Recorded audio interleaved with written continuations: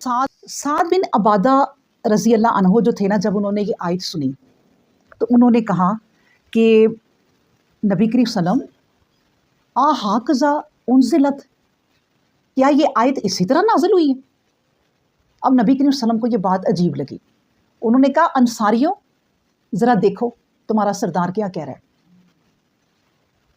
आगे से साद बिन अबादा रज़ी अल्लाह अन्हु ने कहा कि नबी करीम सल्लम, अल्लाह की कसम जिसके कब्ज़े में मेरी जान है, मैं जानता हूँ कि ये हक़ है।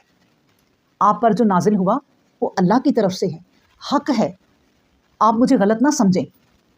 लेकिन नबी करीम सल्लम, मुझे ये बात परेशान कर रही है कि अल्लाह ताला ने जब ये आयत उतारी कि अपनी बीवियों को अगर तुम देखो, जो अपनी बीवी पे इल्ज़ाम लगाए यानी तोहमत लगाए और अपनी बीवी को देखे तो वो गवाह लाए, और बाउस 4। तो मुझे ये बात परेशान कर रही है कि जब कोई मैं अपनी बीवी को देखूं और मैं गवाह 4 ढूंढने जाऊं तो वो तो अपना काम तमाम कर चुके होंगे, तो मेरा तो दिल चाहेगा कि मैं दोनों के सर कलम कर दूं। और एक और हदीस में ये बात एक एक्स्ट्रा और भी है कि नबी करीम सल्लल्लाहु अलैहि वसल्लम ने कहा कि ऐ साद, मेरी गैरत तुमसे भी ज़्यादा है। लेकिन कानून है, अब